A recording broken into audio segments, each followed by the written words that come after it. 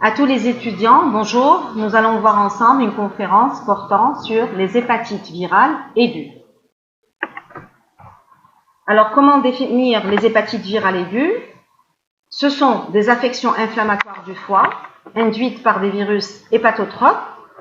Les virus hépatotropes, c'est un groupe de virus qui a une grande attraction vers le foie.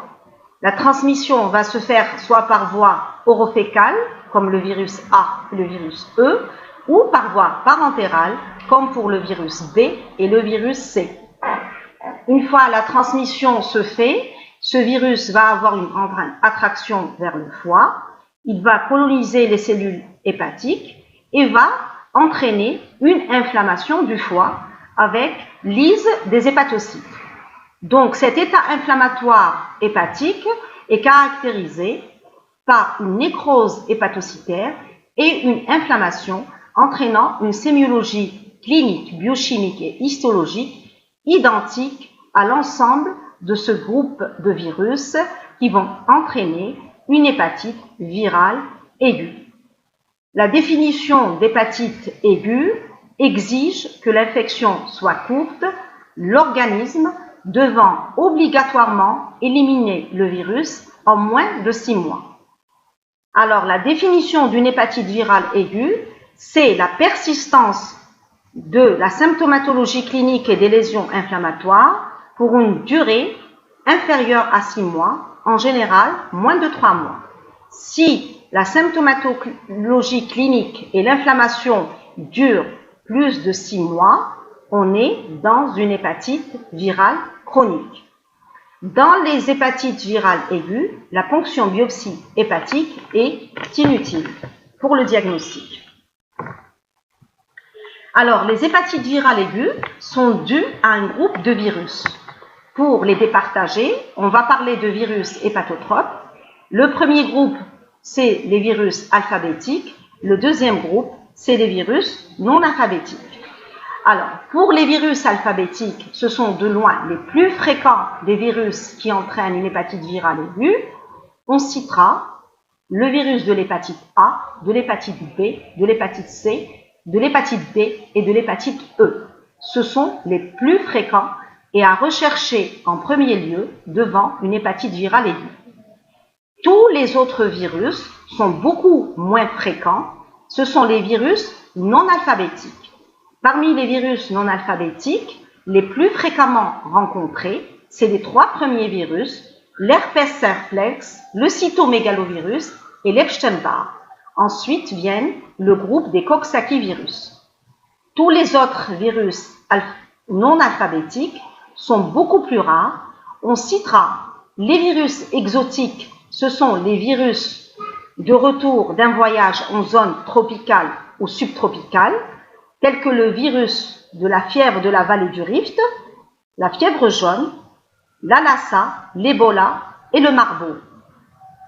Ces virus, on pensera à ces virus que quand il y a un voyage en zone d'endémie, tropicale ou subtropicale.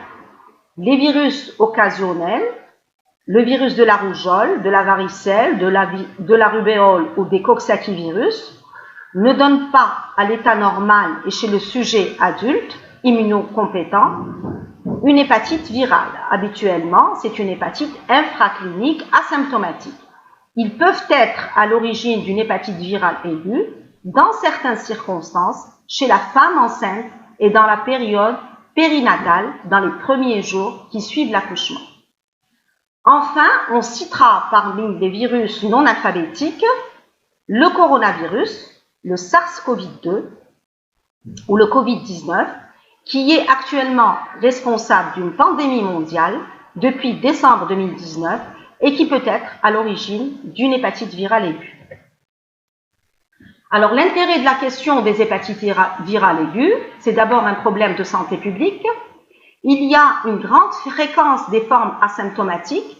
Il est habituellement difficile de faire le diagnostic d'une hépatite virale aiguë B ou C, car dans la majorité des cas, on va le voir, c'est des formes qui passent inaperçues, elles sont complètement asymptomatiques, anictériques, il n'y a pas d'ictère, et on ne diagnostique la maladie qu'au stade d'hépatite chronique, d'où l'intérêt du dépistage des sujets à risque. Le diagnostic a considérablement évolué avec le progrès de la virologie et l'avènement de la PCR. C'est la polymérase chaîne réaction qui est une technique de biologie moléculaire et qui va permettre d'amplifier le génome viral et de quantifier la charge virale. Donc, quand on réalise une PCR du virus, on va donc déterminer la quantité de virus dans l'organisme humain. Donc, quantification de la charge virale et qui permet bien sûr de donner le diagnostic de certitude de la présence du virus. Alors, pour le pronostic, à court terme, devant une hépatite virale aiguë, on craint le risque de passage à l'hépatite grave. On va voir quand est-ce qu'on définit l'hépatite grave. À moyen et long terme, on doit surveiller pendant 3 à 6 mois l'hépatite virale aiguë parce qu'on craint le passage à l'hépatite chronique et l'évolutivité vers une cirrhose et la dégénérescence, c'est-à-dire un carcinome hépatocellulaire, un cancer du foie de pronostic très sombre. Habituellement, il n'y a pas de traitement spécifique de l'hépatite virale aiguë. Si on arrive à diagnostiquer une hépatite virale C aiguë, le traitement de celle-ci est systématique. Dans les hépatites virales aiguës, comme on va le voir, il y a un grand intérêt de la prévention et de la vaccination. Alors, ces virus, tous les virus qu'on a cités, aussi bien les virus alphabétiques que non alphabétiques, vont avoir un tableau clinique commun.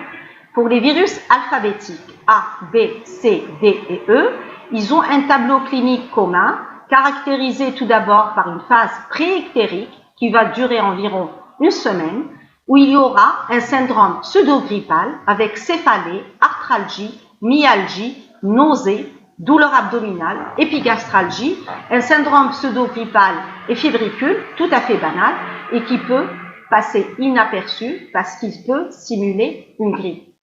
Il va y avoir un signe majeur, il faut faire très attention à la présence de l'asthénie. L'asthénie est un signe très très fréquent dans les hépatites virales aiguës, au cours des hépatites virales aiguës.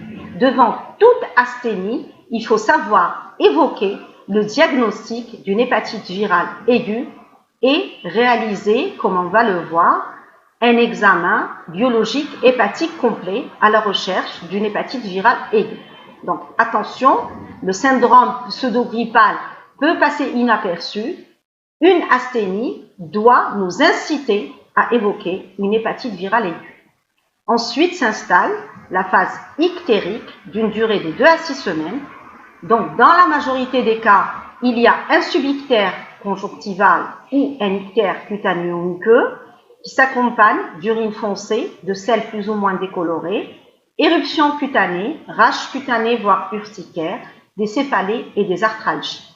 On pourrait retrouver une hépatomégalie non douloureuse dans 60% des cas, une splénomégalie beaucoup plus rarement dans 10% des cas, puis survient la phase de convalescence où il y a donc disparition progressive des signes cliniques et retour à la normale des anomalies biochimiques, habituellement en moins de 3 mois et obligatoirement en moins de 6 mois quand il s'agit d'une hépatite virale aiguë commune. Alors, les anomalies biologiques hépatiques au cours d'une hépatite virale aiguë, donc devant un tableau de signes cliniques évoquant une hépatite virale, l'installation d'un subictère ou d'un ictère, devant une cytolyse, devant une asthénie, on doit faire un bilan hépatique complet. L'inflammation hépatique va entraîner donc une souffrance des hépatocytes, il va y avoir une lyse des cellules hépatiques et donc libération du contenu de la cellule hépatique dans la circulation sanguine et donc il va y avoir une augmentation des transaminases.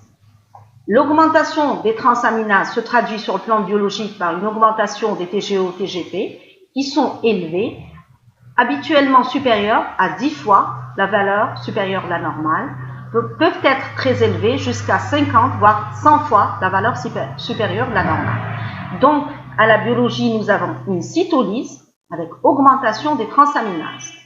On doit doser le taux de prothrombine, le TP, qui est habituellement normal ou abaissé. Si le taux de prothrombine est abaissé, on doit obligatoirement compléter par un dosage du facteur 5. Le facteur 5 est témoin de l'insuffisance hépatocellulaire. C'est un facteur pronostic. S'il est inférieur à 50%, nous sommes dans une hépatite aiguë grave. On peut donc compléter le bilan biologique par dosage des enzymes de la cholestase, la phosphatase alcaline et la gamma-GT. Dans la forme commune, d'hépatite virale aiguë, il n'y a habituellement pas de syndrome de cholestase. Ce sont des formes cytolytiques avec une cytolyse aiguë. Il peut y avoir une légère élévation des enzymes de la cholestase. Les hépatites virales aiguës sont très peu cholestatiques. Ces anomalies dans l'hépatite virale aiguë commune doivent se normaliser dans les 6 mois. Alors, devant toute hépatite virale aiguë, on fait un bilan hépatique complet, on dose les transaminases, les TGO, TGP, on demande les enzymes de la cholestase, la gamma-GT et la phosphatase alcaline, et on fait un dosage du taux de prothrombine associé, couplé à un dosage du facteur 5. Alors, lorsque le TP est normal, il est donc de 80 à 100%, nous sommes devant une hépatite virale aiguë simple. Lorsqu'il y a un TP qui est bas avec un facteur 5 inférieur à 50%, nous sommes devant une hépatite aiguë sévère. S'il y a des signes neurologiques qui s'y associent, un facteur 5 inférieur à 50% avec installation de signes neurologiques dans les 15 jours qui suivent l'apparition de la symptomatologie clinique ou l'apparition de l'ictère, on parle d'hépatite virale aiguë fulminante. S'il y a des signes neurologiques qui vont s'associer à la baisse du facteur 5 au-delà de 15 jours et jusqu'à 3 mois après l'installation de l'ictère, on parle d'hépatite subfulminante. La raison pour laquelle, devant toute hépatite virale aiguë, il faut faire une surveillance étroite du TP, du taux de prothrombine, avec une surveillance du facteur 5. La surveillance doit se poursuivre jusqu'à 3 mois avec surveillance de l'installation des signes neurologiques qui pourraient évoquer une encéphalopathie hépatique qui vont de l'astérixis, de l'inversion du cycle du nicténaire jusqu'au coma profond. Quant aux formes cliniques, nous avons les formes symptomatiques, la forme commune qui est habituellement ictérique avec subictère ou ictère franc. On a aussi des formes qui peuvent être anictériques. Elles sont très difficiles à mettre en évidence, très difficiles à diagnostiquer puisqu'il n'y a pas d'ictère. On peut avoir des formes purement cholestatiques, alors qu'habituellement c'est une cytolyse aiguë, donc où on a un syndrome de cholestase franc avec ictère, augmentation donc perturbation de la cholestase, du bilan de cholestase, des formes douloureuses ou des formes qui vont se manifester par des manifestations extra-hépatiques au premier plan. Pour les formes évolutives, nous avons les formes graves, fulminantes et subfulminantes. Nous avons les formes prolongées où l'hépatite la symptomatologie clinique et biochimique, donc les perturbations, la cytolyse, va être prolongée au-delà de 3 mois, mais bien sûr pour une durée inférieure à 6 mois. Nous ne sommes pas dans l'hépatite chronique. On peut avoir des formes à rechute avec normalisation, puis donc anomalies qui vont réapparaître au bout de quelques mois et avant 6 mois. Et on peut avoir un passage à la chronicité, donc perturbation clinique et biochimique au-delà de 6 mois. Nous sommes donc dans l'hépatite chronique et la prise en charge est complètement différente. Nous avons des formes qui vont être sévères ou graves selon qu'elles surviennent, donc chez un nouveau-né, un enfant, une femme enceinte ou un sujet âgé, donc des formes selon le terrain. Alors, si on a une hépatite virale aiguë, donc dans sa forme simple et bénigne, avant 6 mois, il y a une régression totale de toute la symptomatologie clinique et biologique et surtout une restitution ad intégram du parenchyme hépatique. C'est-à-dire, il n'y a plus d'inflammation, il n'y a plus de nécrose le parenchyme hépatique est complètement restauré et le foie redevient tout à fait normal. Donc on a ici donc l'image d'un parenchyme hépatique normal. Ensuite on a une hépatomégalie avec augmentation du volume du foie, une cirrhose avec des nodules de régénération, et donc dans la dernière diapositive nous avons un nodule, donc un carcinome hépatocellulaire. Alors il faut savoir que le virus de l'hépatite A ne passe jamais à la chronicité, c'est une hépatite bénigne, donc il n'y a pas de chronicité, il n'y a pas de cirrhose, il n'y a pas de carcinome hépatocellulaire. Le virus E, on disait qu'il n'y avait pas de passage à la chronicité. Actuellement, il y a possibilité de passage à la chronicité chez les sujets immunodéprimés. Il y a donc une grande possibilité de passage à la chronicité en cas de virus B, de virus D et de virus C, d'où une surveillance rigoureuse et surtout un dépistage des sujets à risque. Alors on passe rapidement sur l'épidémiologie. Alors les virus alphabétiques pour le virus de l'hépatite A, alors c'est la plus fréquente des hépatites aiguës. Le virus A va donner une hépatite A complètement bénigne, sans passage à la chronicité, avec une régression rapide et une guérison en moins de 3 mois en général. C'est une hépatite de l'enfant et de l'adulte jeune surtout, dans 60 à 80% des cas. Elle est due surtout à un bas niveau d'hygiène. La transmission est entérale, c'est-à-dire une transmission orofécale par l'eau et les aliments souillés, d'où la prévention et l'hygiène individuelle et collective qui va jouer un grand rôle. On dira seulement qu'il y a possibilité d'hépatite fulminante A chez le sujet adulte. Donc, chez l'enfant et l'adulte jeune, des hépatites A sont bénignes, elles sont très fréquentes, on n'a rien à craindre. Chez le sujet un peu plus âgé, on doit quand même surveiller cette hépatite A par la mesure du TP du facteur 5 parce qu'on craint le passage à l'hépatite fulminante qui reste cependant rare. Le diagnostic devant une infection aiguë symptomatique, on va faire la sérologie par la recherche de l'anticorps antivirus A de type IgM. Quand le virus pénètre dans l'organisme, ce virus va jouer le rôle d'antigène, que ce soit un virus A, B, C, D ou E, il va jouer un rôle d'antigène et l'organisme va se défendre en fabriquant des anticorps antivirus. Donc à la sérologie, on recherche, pour asseoir le diagnostic, on recherche l'anticorps antivirus. Dans l'hépatite A, c'est l'anticorps antivirus A. Le type IgM signe le caractère aigu. C'est un marqueur qui nous traduit l'hépatite aiguë. Il est de type IgM. Lorsqu'il y a des anticorps de type IgG, il s'agit d'hépatite un peu plus ancienne. Le sujet est immunisé. Il est donc vers la voie de la guérison. Alors, la présence d'anticorps de type IgG, ce n'est pas une hépatite chronique, mais une hépatite aiguë ancienne. Alors, il faut bien faire la part des choses. Quand on a un anticorps de type IgM, on est devant une hépatite aiguë récente.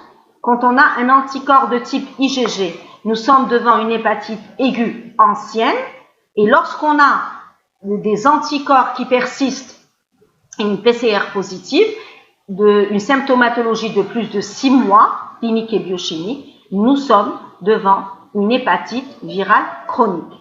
L'antigène du virus A est présent dans les selles, mais il est rarement recherché puisque c'est une technique qui est plus difficile que la recherche des anticorps. La recherche des anticorps est une technique facile, de routine, qui est utilisée pour le diagnostic des hépatites virales aiguës. Alors rapidement, nous avons les anticorps antivirus A de classe IgM qui sont augmentés le premier mois et qui vont donc atteindre le pic pour diminuer rapidement. Ensuite apparaissent les anticorps antivirus A de classe IgG qui vont donc persister dans l'organisme du sujet pendant plusieurs mois. En général, la normalisation de la biochimie et la disparition des anticorps anti-IgM se fait en moins de 3 mois. Pour le virus de l'hépatite E, il est beaucoup moins fréquent que le virus de l'hépatite A. Il se voit chez l'adolescent et l'adulte jeune dans environ 10% des cas. C'est surtout l'apanage de la femme enceinte au 3e trimestre de la grossesse. Alors, chez la femme enceinte au 3e trimestre, avec le virus de l'hépatite E, on craint surtout les hépatites fulminantes. La transmission, là aussi, est une transmission orofécale par l'eau contaminée et les aliments souillés. La chronicité, on l'a déjà dit, elle reste possible chez le sujet immunodéprimé. Le diagnostic, donc l'antigène du virus E, apparaît dans les selles, mais on va, comme pour le virus de l'hépatite A, s'aider pour le diagnostic de l'anticorps antivirus de l'hépatite E de type IgM. La PCR ne sera indiquée que dans les formes fulminantes. Concernant le virus de l'hépatite B, alors il a comme caractéristique d'avoir plusieurs marqueurs. Alors, il faut savoir qu'il y a donc 500 000 nouveaux cas par an d'hépatite B, de porteurs du virus B, 350 millions d'infections chroniques et surtout, le virus B est responsable de plus de 1 million de décès par an. La prévalence du virus de l'hépatite B est particulièrement augmentée en Afrique. Elle est supérieure à 8% et un quart des porteurs chroniques décèdent d'une hépatite virale B. D'où l'intérêt de faire le diagnostic précocement et surtout de pouvoir dépister les sujets à risque pour empêcher le passage à la chronicité, à la cirrhose et diminuer le taux de décès. On a un antigène HBS, l'antigène d'enveloppe, qui va donc être présent quand il y a un virus qui est présent, un virus B qui est présent. C'est l'antigène HBS, l'antigène d'enveloppe, l'antigène de surface qui est positif. C'est le seul virus à ADN. Les autres virus, on va le voir, ce sont des virus à ARN. Le génome viral de l'hépatite B est un virus à ADN. Nous avons l'antigène HBE qui est un marqueur de réplication virale. Donc, pour faire le diagnostic d'une hépatite virale B aiguë, il est très difficile de faire le diagnostic. L'antigène HBS est positif en cas d'hépatite virale aiguë. Donc, l'antigène HBS signe la présence du virus B.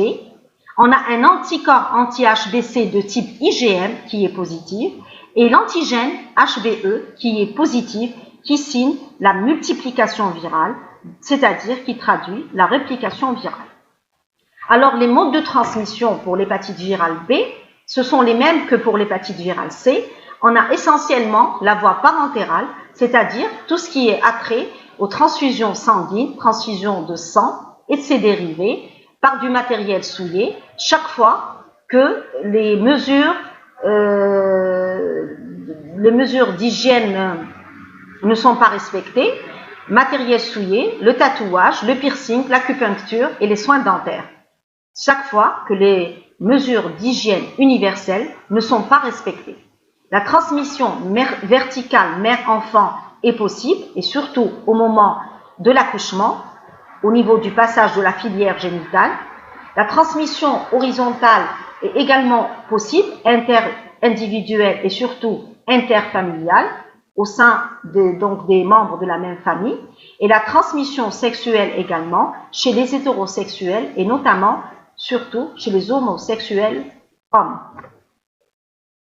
Alors, donc on passera rapidement. On a un antigène HBS qui évolue parallèlement à l'antigène HBE, qui se positive.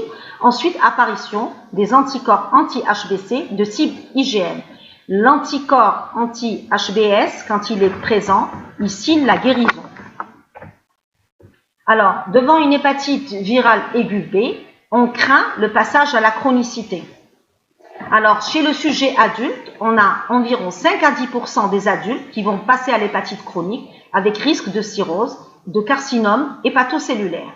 Par contre, l'hépatite virale B, quand elle survient en période périnatale, donc transmission de la mère à l'enfant, ou bien dans la petite enfance, plus l'hépatite virale B survient tôt chez le petit enfant, plus le passage à la chronicité va être très très important, plus de 50% et jusqu'à 90% des sujets vont passer à l'hépatite B chronique. C'est pour ça qu'il faut un dépistage obligatoire de la femme enceinte et surtout une séroprophylaxie au nouveau-né qui est né d'une mère porteuse du virus B.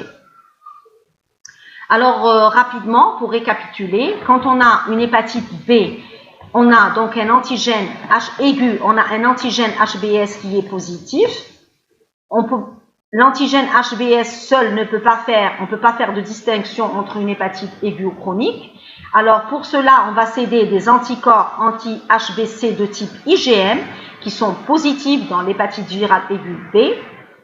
Et on peut doser l'ADN viral par la PCR pour quantifier la quantité d'ADN présente. Alors, la présence, par contre, de l'anticorps anti-HBS signe la guérison. Donc, après une hépatite virale B aiguë, on a d'abord un antigène HBS, un antigène HBE qui sont positifs, qui signent la réplication virale, des anticorps anti-HBC de type IgM, et lorsque le patient guérit, on a des anticorps anti-HBS qui se positivent, donc signant la guérison du sujet. Alors, concernant le virus de l'hépatite delta, c'est un covirus du virus B.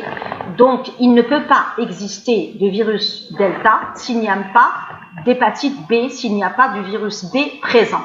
Le virus D est un virus défectif qui va utiliser pour survivre une enveloppe du virus B qui est vide, une enveloppe qui contient l'antigène HBS de surface.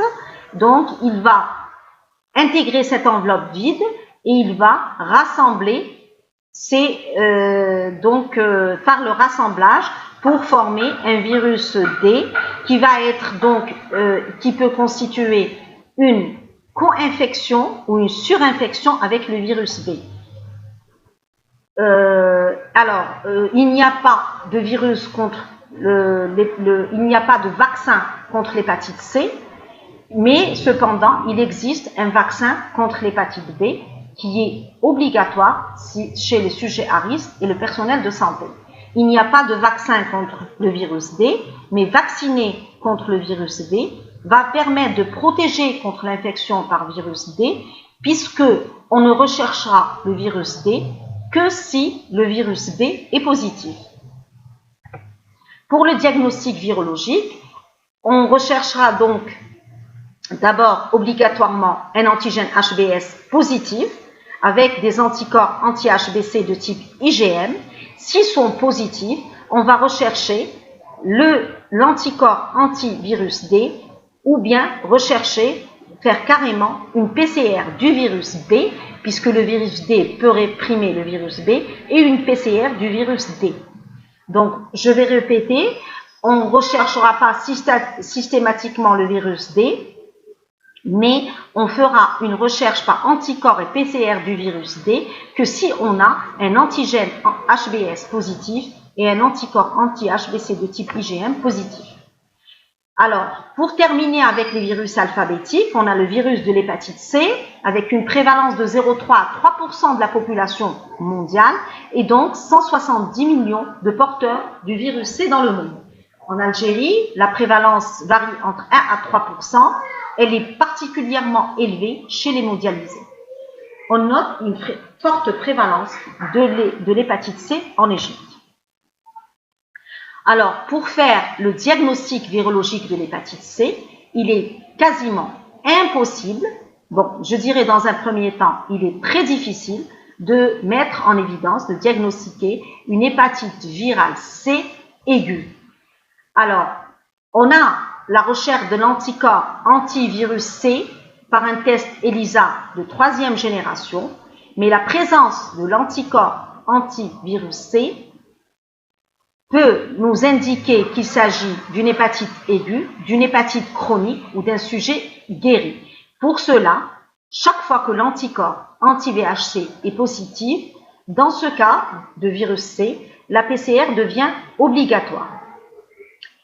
Pourquoi il n'y a pas de marqueur de chronicité pour le virus C comme pour les autres virus? Il n'y a pas d'anticorps de type IgM. En l'absence de marqueur de chronicité pour le virus C, la présence de l'anticorps anti-VHC à lui seul ne veut pas dire qu'il s'agit d'une hépatite virale aiguë. En général, l'anticorps du virus C est d'apparition tardive, il faut une PCR positive. Quand la PCR est positive, il faut traiter systématiquement le patient, que ce soit une hépatite virale C aiguë ou chronique, par du sofosbuvir d'aclatasvir pendant 3 mois. Il y a un grand passage à la chronicité au cours de l'hépatite aiguë C. Le passage se fait dans plus de 75 jusqu'à 80% des cas.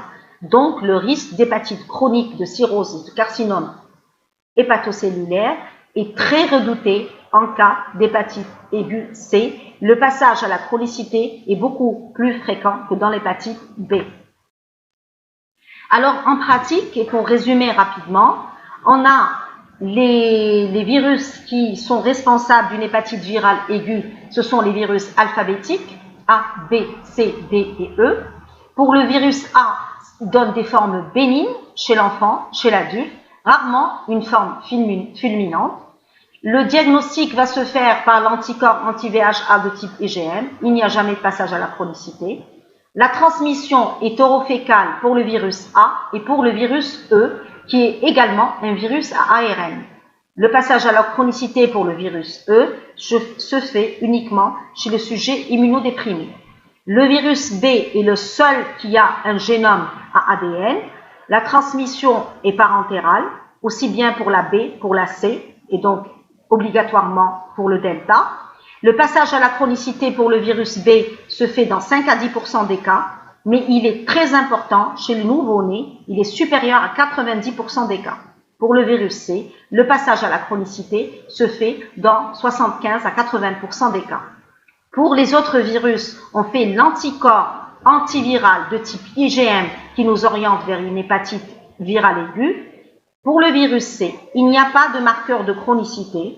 Et quand on a un anticorps anti-VHC positif, on doit faire une PCR et si elle est positive, on doit traiter le malade.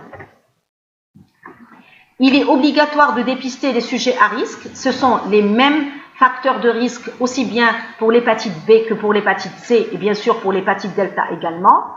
Il s'agit d'une transmission parentérale, donc tout ce qui concerne du matériel souillé donc à travers le sang et ses dérivés, les transfusions sanguines mal contrôlées, les hémodialysés, le portage familial, l'utilisation de drogues en intraveineux, les femmes enceintes, les nouveau-nés de mère infectés par un virus B ou C, les contacts sexuels avec des sujets infectés et les antécédents de maladies sexuellement transmissibles. Tous ces sujets, on doit leur faire un dépistage de l'hépatite B et de l'hépatite C. On va terminer par les virus non alphabétiques qui sont beaucoup plus rares. Pour ces virus non alphabétiques, ils surviennent volontiers chez des sujets immunodéprimés, tels que des sujets transplantés, sous chimiothérapie ou les femmes enceintes. Alors, certains facteurs comme l'âge, la présence de maladies associées ou l'état immunitaire de l'hôte vont déterminer les caractéristiques de l'infection qui va de l'hépatite infraclinique à l'hépatite fulminante. C'est-à-dire que chez les sujets immunocompétents, ces virus ne vont entraîner qu'une hépatite infraclinique asymptomatique qui passe inaperçue. Chez les sujets immunodéprimés, on peut avoir une hépatite sévère, voire fulminante. Parmi tous les virus non alphabétiques, les plus fréquents et qu'on va rechercher de façon systématique, si les virus alphabétiques sont négatifs, c'est l'Epstein-Barr virus, le cytomégalovirus et l'herpès simplex virus. Donc, devant un état d'ictère ou une asthénie ou des signes qui vont nous orienter vers une hépatite virale ou une cytolyse aiguë, une augmentation des transaminases, on demande systématiquement les virus A, B, C, D et E. Le virus D, on ne le demandera que si le virus B est positif. Si ces virus sont négatifs, s'il s'agit d'une hépatite non alphabétique, on demandera en seconde intention les virus cités, l'Epstein-Barr, le cytomégalovirus et l'herpès simplex, surtout s'il s'agit d'un sujet immunodéprimé. Pour les autres virus non alphabétiques, on a les hépatites à virus exotiques. Alors, ces hépatites sont appelées fièvre hémorragique virale. Elles sont acquises au cours d'un voyage en zone d'endémie, zone tropicale ou subtropicale et sont transmises par des vecteurs animaux tels que des piqûres de moustiques, de tiques ou de rongeurs. Alors, dans ces hépatites à virus exotiques, ce n'est plus le tableau commun clinique qu'on a vu, mais en fait, les manifestations générales dominent le tableau. Elles sont au premier plan. C'est un tableau très bruyant, un tableau donc avec un syndrome infectieux sévère, une fièvre très élevée, des rages cutanées, un tableau neurologique avec des signes de méningite et des hémorragies. Le tableau est souvent grave avec coma et la cytolyse hépatique et l'ictère ne viennent que secondairement accompagner ce tableau qui est déjà un tableau infectieux sévère. Alors les virus à virus exotiques, selon donc la zone tropicale ou subtropicale, on citera la fièvre de la vallée du Rift en Afrique de l'Est, la Lassa, l'Ebola et le Marburg dans l'Afrique de l'Ouest et l'Afrique centrale, la fièvre hémorragique au Congo et la fièvre jaune en Amérique centrale. Alors les hépatites virales occasionnelles, elles ne vont causer donc une hépatite comme leur nom l'indique qu'occasionnellement. Habituellement ces virus sont bénins, ils ne donnent pas d'hépatite, sauf dans certaines situations de la femme enceinte, surtout si elle est tarée, immunodéprimée et en période néonatale. Ce sont des virus de la varicelle, de la rougeole ou bien des coxsackie-virus qui vont donner une hépatite plus ou moins sévère dans ces circonstances citées. On citera pour la première fois le Covid-19 puisque les perturbations du bilan hépatique font désormais partie des signes biologiques apportés au décours d'une infection par le coronavirus. La maladie Covid-19 est liée à un nouveau coronavirus qui est un virus ARN, le SARS-CoV-2, qui a émergé à Wuhan en décembre 2019, responsable de la pandémie mondiale actuelle avec un taux de décès de 0,5 à 3% des cas infectés. Alors, en période de pandémie, devant toute élévation des enzymes hépatiques, c'est-à-dire en période actuelle, alors, en dehors des virus qu'on a cités, les virus alphabétiques, en période d'endémie, on devra penser à rechercher le Covid-19. Devant toute élévation des enzymes hépatiques, TGO, TGP ou d'hépatite aiguë clinique, il faut systématiquement penser au Covid-19. La gravité de l'atteinte hépatique reste à ce jour mal appréciée. Le diagnostic virologique se fera par la recherche des anticorps anti-Covid-19 de type IgM par un test ELISA et on fera la PCR du virus Covid-19 pour quantifier l'ARN viral du Covid-19. Donc il y a eu chez certains malades une apparition d'une hépatite aiguë par le Covid-19 avant l'installation du tableau pulmonaire. Alors faire le diagnostic positif, c'est évoquer donc une hépatite virale aiguë devant tout comptage viral, l'installation d'un ictère ou bien une cytolyse aiguë, une augmentation des TGO, TGP. La confirmation du diagnostic se fera, comme on l'a vu, par la sérologie, la recherche des anticorps antiviraux et plus ou moins la réalisation d'une PCR pour quantifier l'ARN ou l'ADN viral, selon le contexte. Alors le diagnostic différentiel d'une hépatite virale aiguë, éliminer ce qui n'est pas une hépatite aiguë, une poussée d'une hépatite aiguë sur une hépatite chronique, donc on recherchera les signes d'hépatite chronique sous-jacente, ou bien la migration d'une lithiase qui peut entraîner une cytolyse aiguë frustre, rapidement retour à la normale des TGO, TGP. Les hépatites aiguës non virales, si tous ces virus sont négatifs, on pourra évoquer une hépatite infectieuse, bactérienne, parasitaire, fungique ou non infectieuse, auto-immune, alcoolique, toxique, médicamenteuse ou lysoline. Alors le traitement, donc éviter l'aggravation iatrogène, arrêter tous les traitements, surveillance des complications, surveillance du TP, du facteur 5, traiter une hépatite aiguë C, les mesures de prévention, arrêter l'alcool, arrêter tous les médicaments. Pour l'hépatite aiguë C, c'est un traitement pendant 3 mois à base de soposbuvir, d'aclatasvir qui est très efficace. Pour les autres mesures, elles ne sont pas spécifiques. Donc, détecter une hépatite fulminante. Si il y a hépatite fulminante avec non-retour à la normale, donc évolution défavorable, c'est une transplantation hépatique selon les critères de Clichy ou les critères du King's College Hospital. Le traitement préventif va jouer un rôle important, mesures d'hygiène individuelle, hygiène collective, hygiène sanitaire pour le virus A et le virus E. La vaccination, alors la vaccination est obligatoire. Les recommandations pour le virus B, il y a un vaccin qui est efficace et donc la vaccination est obligatoire pour le virus B. Je rappelle encore qu'il n'y a pas de vaccin pour le virus C. Recommandations vaccinales, personnel médical et paramédical, les hémodialysés, les transplantés d'organes, les hémophiles, les polytransfusés, donc toute cette population et surtout les nouveau-nés de mère à antigène HBs positif. La sérovaccination est obligatoire dans les 3 premières heures puisque si on ne fait pas cette sérovaccination, le passage à la chronicité, on l'a vu, il est supérieur à 90% des cas. Cette sérovaccination est très efficace et permet de protéger le nouveau-né d'une mère porteuse d'hépatite virale B aiguë. Pour conclure, le meilleur traitement des hépatites virales aiguës reste la prévention. Le virus B est pourvoyeur d'hépatite fulminante. C'est pour ça qu'il faut absolument vacciner, puisqu'on a une vaccination anti-hépatite B qui reste obligatoire chez les sujets à risque et les professionnels de santé. Je ferai rappeler que le calendrier vaccinal algérien a intégré le vaccin de l'hépatite B à la naissance, donc en Algérie. Donc les enfants sont vaccinés contre l'hépatite B et elle reste obligatoire chez les sujets à risque. Devant toute asthénie, il faut penser à une hépatite virale aiguë et doser les transaminases, c'est-à-dire les TGO, TGP. Savoir identifier les groupes à risque, les virus non alphabétiques, Epstein-Barr, cytomégalovirus et herpès simplex, peuvent donner un risque d'hépatite fulminante. Quant aux virus exotiques, il faut savoir y penser, les suspecter en cas de retour d'un voyage. Voilà, je vous remercie.